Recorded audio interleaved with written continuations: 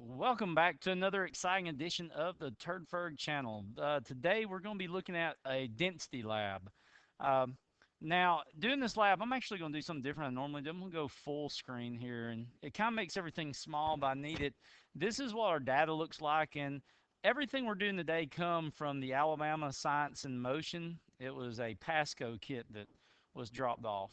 So anyway, we found masses and volumes of four different materials. And this is one of the students' actual papers, and what they've got here, they've got one that's a rectangular solid, and it looks like they've got a sphere and a cylinder. And what they've done in this is we've got a mass and a volume, so we've got a mass and a volume for each one of these. And I'm going to go ahead and write something here kind of big. That's 5.17, 1.74. Looks like they've got 9.8. And what was this next one? I'm trying to read their writing. Good grief. 3.39, 14.71, 5.11, 21.29, and 7.72. So on the rectangular solid, they measured length, width, and height. On the spheres, they measured a radius. And they also did on the cylinders, they've got a radius, and we also measured a height or a length on those. Well, let's go ahead. What I want to do in this is I want to actually make a graph of mass versus volume. And then if we calculate the slope of that graph, that slope would be mass over volume, and that would be our density. So that's our whole purpose in doing everything here, is to try and find that density. So let's see if we can't get into it and make this graph. Now we're going to do a couple things. Ooh, I don't like that one. Let's go to this one. We're going to do something I generally don't like to do. Normally, any lab graph I do, I'm going to do this. I'm going to actually come in onto the graph a little and make my axes.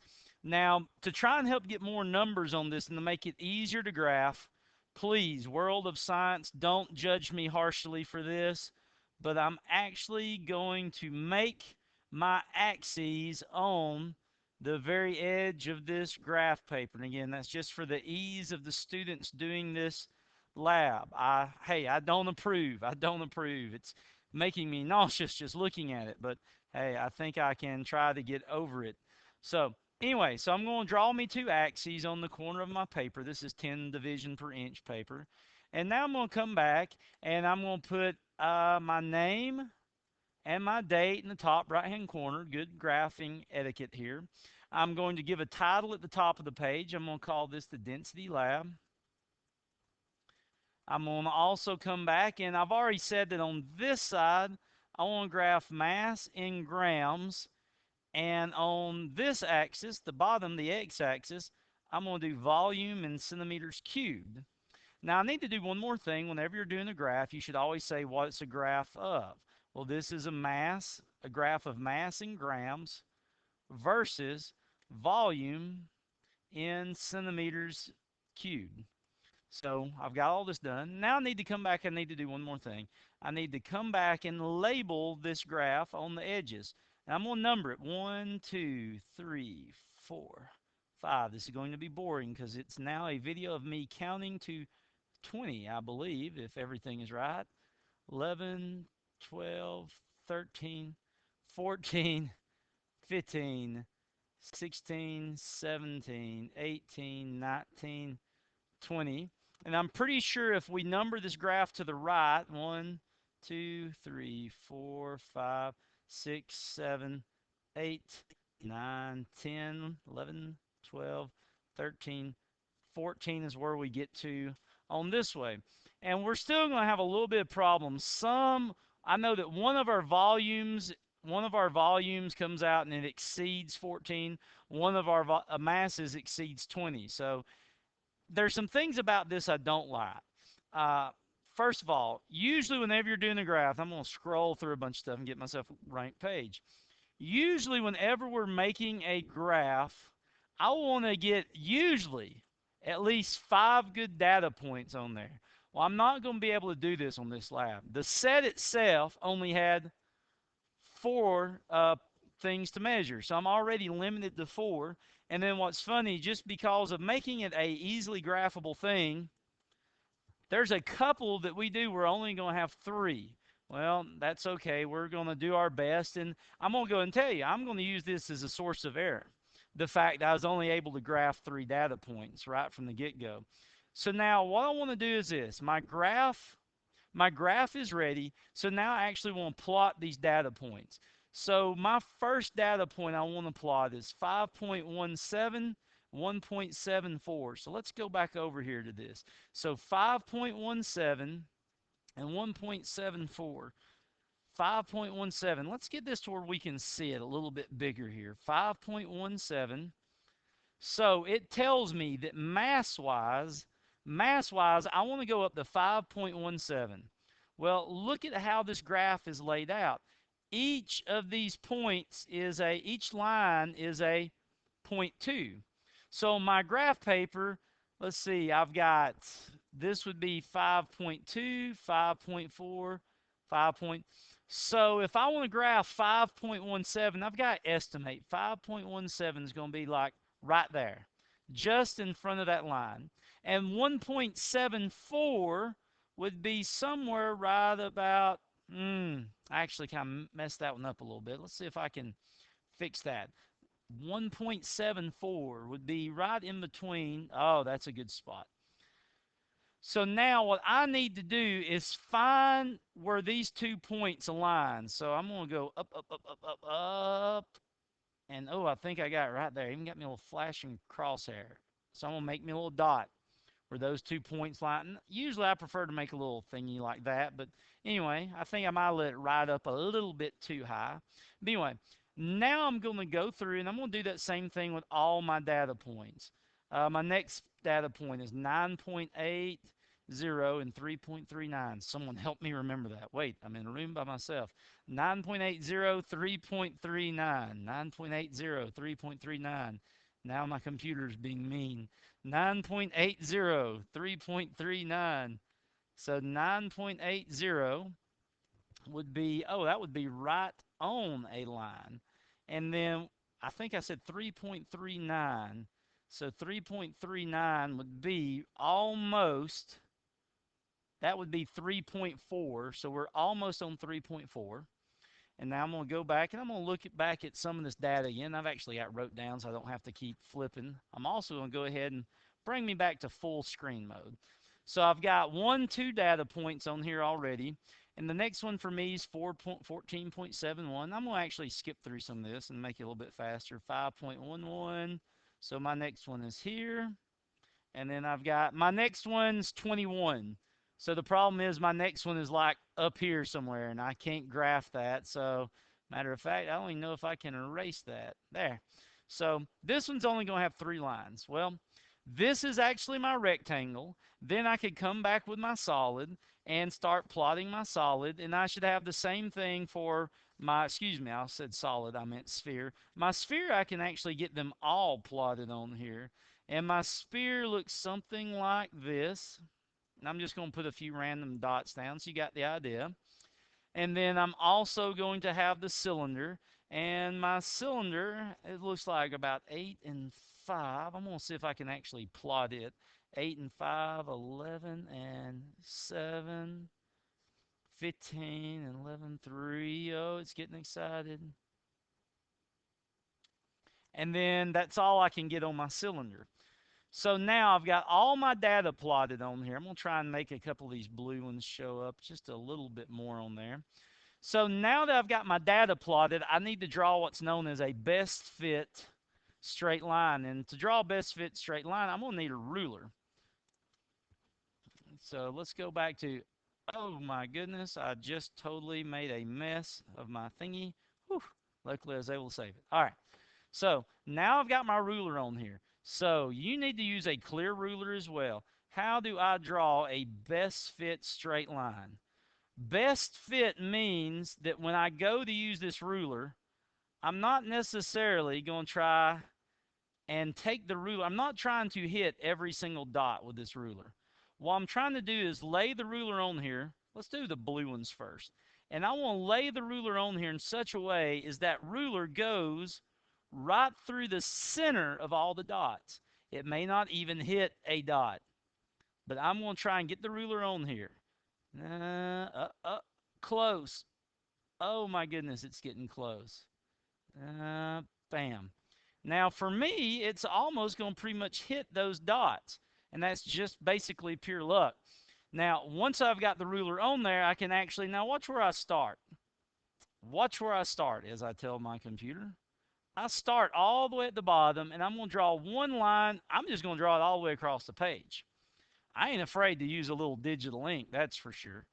And that's what I'm going to do. I'm going to draw that line. Hopefully my thing will stop doing what it's doing and go back to my normal view. Stop that. And technology, I love it. And back we are.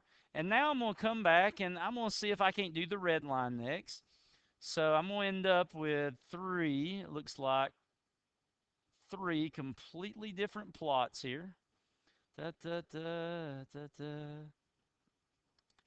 So see if I can get this somewhat in the middle of all those red ones. Again, I may not actually hit any, but I'm going to try and get in the middle. Oh no, my lines are crossing. That's okay. That's not going to hurt anything. Notice I'm using every single bit of my ruler when I make this drawing. And notice I'm not trying to make it a line at the origin or nothing like that. That's not one of my concerns. All I want to do is to try and make it fit that line. And so here is my last one, and looks like I messed up a little at the very bottom, so I'll see if I can't fix that. Man, I can't even draw on a digital ruler. And now it looks like I think I can actually completely get rid of this ruler. Get off of here, ruler. And now I've got 3 completely different lines on my graph. They're even crossing and all kinds of stuff, and I don't even care that they're crossing. Now what I want to do to finish this lab is I want to calculate a slope for each one of these lines. So I'm going to write slope. And to get a slope, you go y2 minus y1 over x2 minus x1. So it's nothing but rise over run. So I want to kind of get a little closer look then at each of these lines. So I'm going to go, let's go look at this green line up close. And what I want to do with this green line is I want to look this line over for any spot that it makes a perfect intersection. In other words, that this green line I've drawn cuts perfect like a set of crosshairs. And so we're going to look, and ooh, that ain't bad there. That ain't bad either. Oh, right there, money. Look at this one. I'll put my crosshair right on top of it. That is a perfect intersection of a line. And what I'm going to do is I'm going to take my pen and I'm going to put me a mark on it right there. I'm going to kind of do that, and I'm going to circle it. Now I need to find one more, and I hope I can find one more on this screen without having to blow it up and look at something bigger. I don't want 2 points that are like too close together. And right now you can't see it, but my eyes are going all over this paper because I'm looking for like that perfect point, and I forgot my glasses, so now my eyes are actually crossing right now. That's always pleasant. And I hate to say it, I'm going to have to go up a little bit and see if I can't find one somewhere else on here. So find me a perfect intersection. And I need to do this for each of the 3 lines that I've drawn. Good grief, I'm having a horrible time right now. Look at this, there's another one right there. But good graph etiquette, I would not do them that close to each other. So I'm going to try and look on this line. My goodness, this is actually one of those rare times I can say I'm having a hard time finding a perfect intersection of my data. Well, this is unprecedented. Usually, always. And this is also why you draw your line all the way across the paper. I think I'm getting digital eyebrow syndrome right now. Here, I'm going to pick this spot way down here in the corner. There. So I'm going to pick these 2 spots, and now I need to do something on this graph. I need to label them. Well, I kind of wish now I wouldn't have wrote slope right there in the way of what I'm doing. Let's get rid of that. I'll write it back in a second. Good job. So let's label this point. And again, you need to do this for each point. This one up here is going to be my x2, comma, y2. And this one is at, and so I'm going to count over. So I come to right here, and this is on line 7.2 over. And if I look up, I'm right here, which means, wow, that's pretty neat. And wow, I also messed up. That's not 7.2 over. Why wouldn't somebody here to tell me I'm messing up? If you actually look, 7.2, and I'm actually at 7.4. This is a terrible video. I should get kicked off YouTube. 7.2 up, and now I'm going to go down here, and I'm going to label this spot as well. And it's not even to 1. It looks like I'm over, and let's see if I can do it right this time. 0.246. So I'm over 0.6, comma, I am also up 0.6. So this would be my x1, comma, y1. And after you've done this for this green line, you would need to come back for the blue line. You would need to, like right there, you would need to find 2 spots on that blue line and label that blue line and have your x1 and 2 on it. And then you need to do the same thing on the red line. You would need to find you 2 points on the red line also.